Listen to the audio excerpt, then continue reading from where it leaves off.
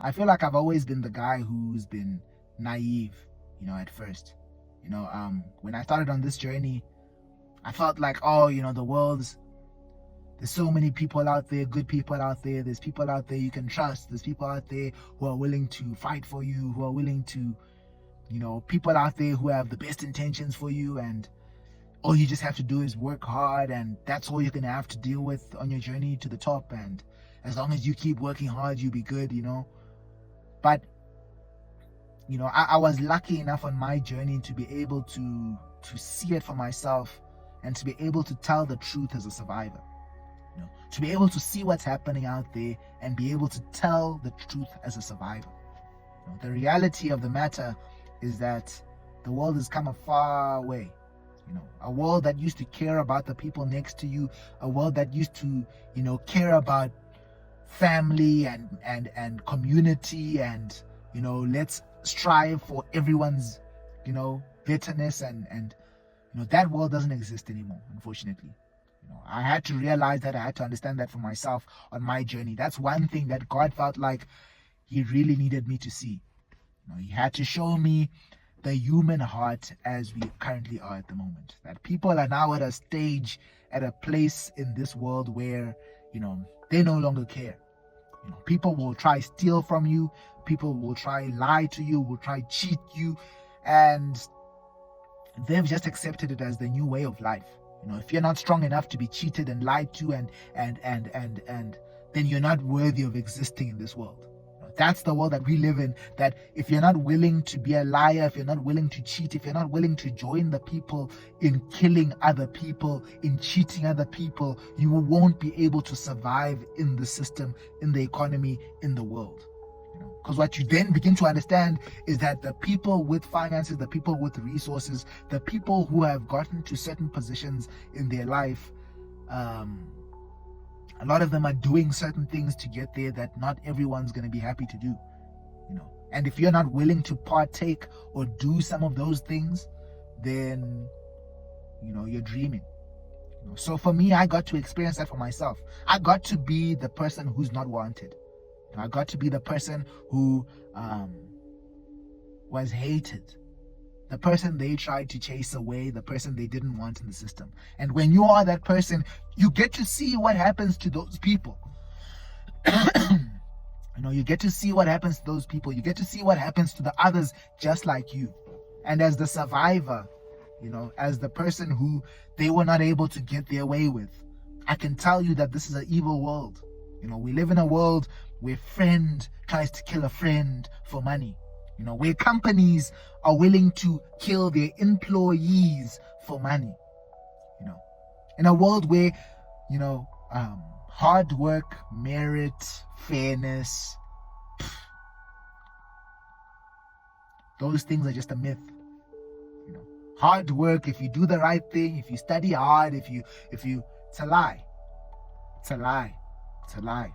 At the end of that hard work, at the end of that idea at the end of that business, there's some corrupt person, system, organization that's waiting to either steal your idea, or if they're not able to use you in order for them to better their own systems and their own agendas, then they have to disqualify you in one way or another.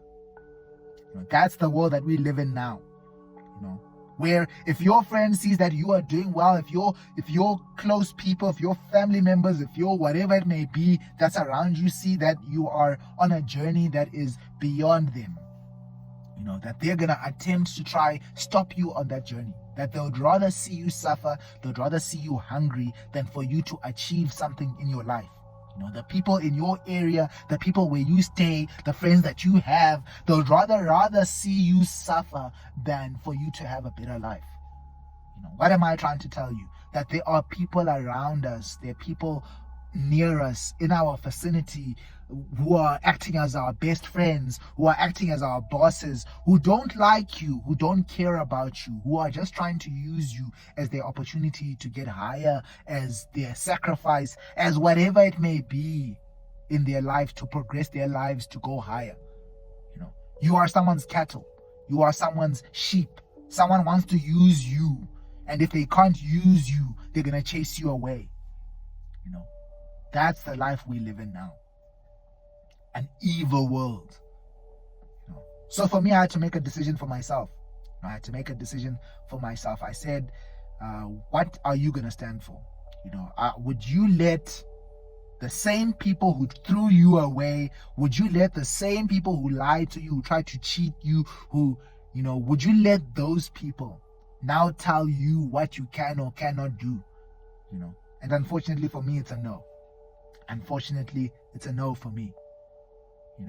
Because I've experienced the hatred, because I've experienced the rejection, and because I know that there are others, many others who were rejected, who experienced the same that I experienced, it would be unfair of me, as a person who suffered the same injustice as others, to have an opportunity to have a say on what's truly happening, but for me to not say anything. It would be coward of me. I'd be a traitor. I'd be a traitor to every single person who's fought for themselves and were cheated. I'd be a traitor because that person doesn't have anyone to tell his story.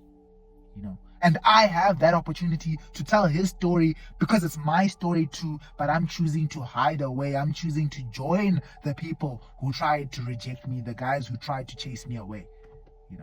So unfortunately, because I got to experience the dark side of life, because I got to experience what's truly happening, because I got to survive the injustices of this world, now unfortunately, I'm bound to be against them, because I don't want to be a traitor to the guys who got stolen from and had no say.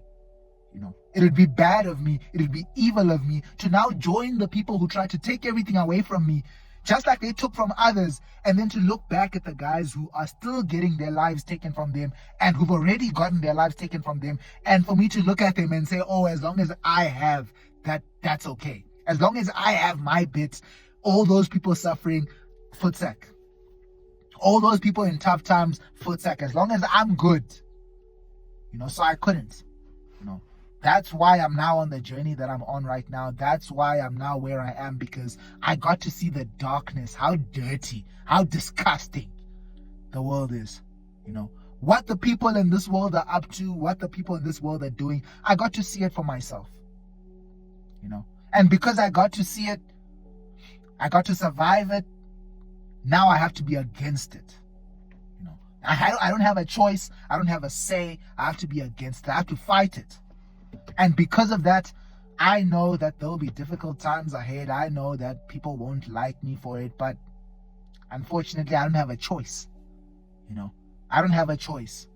It's either I support it, I keep quiet, and I say nothing and I let it continue, or I use the one chance, the one opportunity, the one voice that I have to, make it known the injustice.